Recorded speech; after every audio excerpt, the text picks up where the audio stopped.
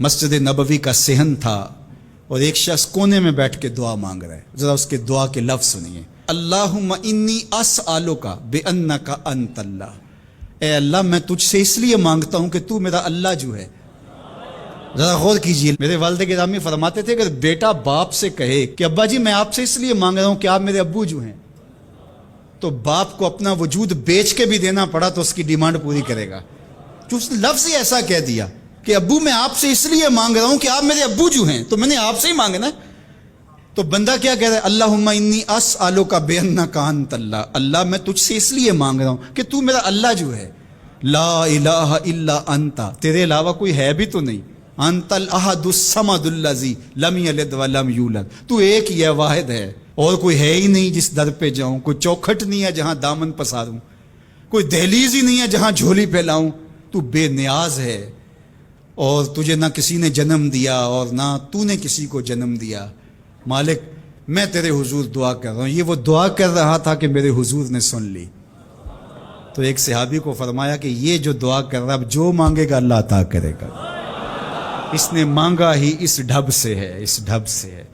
ایک دعا اور سن لیجئے جو سیدنا علی المرتضیٰ رضی اللہ تعالی عنہ رب سے مانگتے ہیں. اللہ اکبر. مجھے تو آج سارا دن اس دعا نے نحال کیے رکھا. یہ دعا مانگتے ہیں تو عجیب کیفیت ہوتی ہے. یا سریع الرضا اغفر لمن لا یملک الا الدعاء.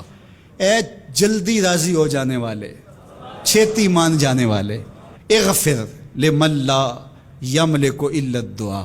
اسے معاف کر دے جس کے پاس دعا کے علاوہ سہارا ہی کوئی نہیں، جس کے پاس دعا کے علاوہ کچھ ہے ہی نہیں جو پیش کر سکے. التجا ہی کر سکتا ہے، ترلا ہی کر سکتا ہے، منت ہی کر سکتا ہے. منتوں اور ترلوں کے علاوہ جس کے پاس کچھ نہیں ہے، اے جلدی مان جانے والے اس کی مغفرت کر دے، اس کو بخش دے.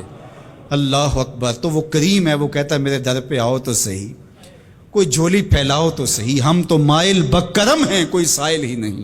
راہ دکھلائیں کسے راہ رو منزل ہی نہیں. کوئی آئے تو صحیح، جھولی پھیلائے تو صحیح، کوئی طلب تو کرے.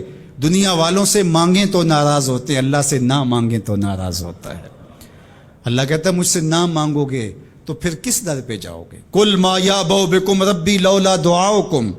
اگر تم نہیں مانگو گے تو پھر وہ بھی پرواہ نہیں کرے گا. تم مانگتے رہو گے، جھولی پھیلاتے رہو گے، وہ اپنی رحمتیں تمہارے دامن میں ڈالتا رہے گا. اس کے خزانوں میں کوئی کمی نہیں آتی. ہر بندے کو اس کی ڈیمانڈ کے مطابق، چاہت کے مطابق، طلب کے مطابق، آرزو اور تمنا کے مطابق دے دے. اس کے خزانوں میں پھر بھی کوئی کمی نہیں آتی. تو اسی سے مانگیں.